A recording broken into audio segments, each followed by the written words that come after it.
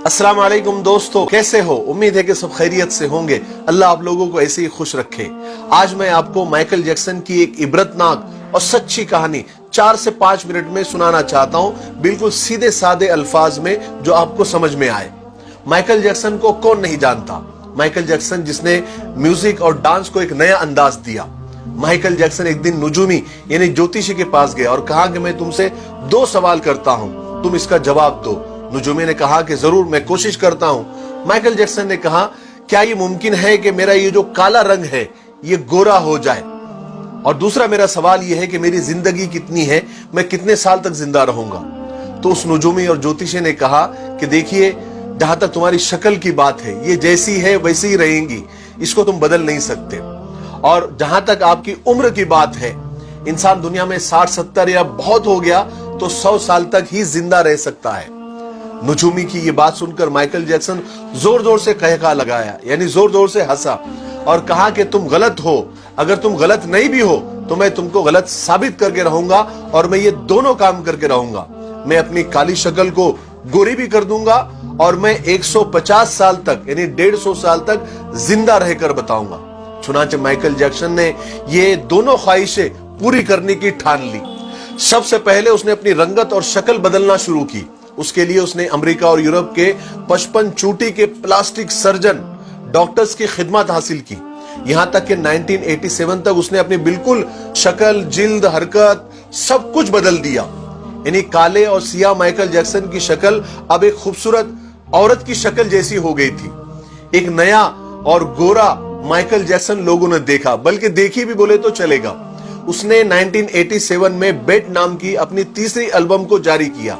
ये गोरे Michael Jackson की पहली एल्बम थी जो बहुत कामयाब रही।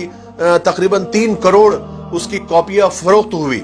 इस एल्बम के बाद उसने बहुत सारे सोलो टूर्स भी किए, मुल्कों मुल्कों, शहर शहर गया और अपने शोज के जरिए उसने करोड़ों डॉलर कमाए। इस तरह उसने अपने काले रंगत को सबसे पहले शिकस्त दी। उसके बाद माइकल ने अपने माजी से भागना शुरू किया, अपने अतीत से भागना शुरू किया।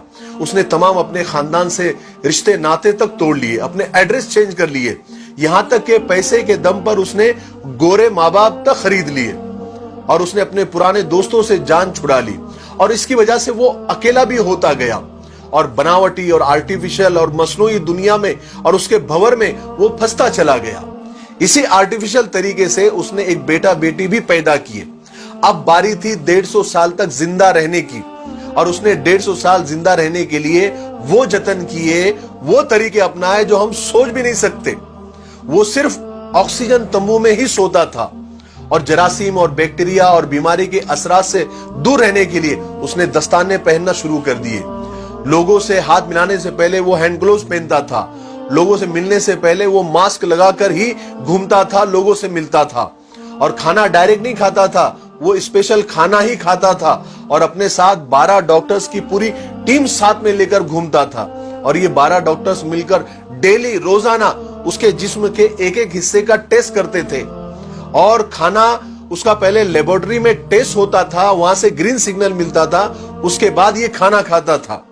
और उसका स्टाफ उसे रोजाना वर्जिश भी कराता था। यहां तक कि आप यकीन मानिए, उसने एक्स्ट्रा फेफड़े, दिल, गुर्दे, जिगर, आंखें सबका एक्स्ट्रा बंदोबस्त करके रखा था। यानी ऐसे डोनर्स तैयार करके रखा था जिसके घर का पूरा खर्च माइकल जैक्सन उठाता था। और वो डोनर्स भी हमेशा तैयार रहते थे कि कब हमारे दिल, गुर्दे, फेफड़े की जरूरत माइकल जैक्सन को पड़ जाए।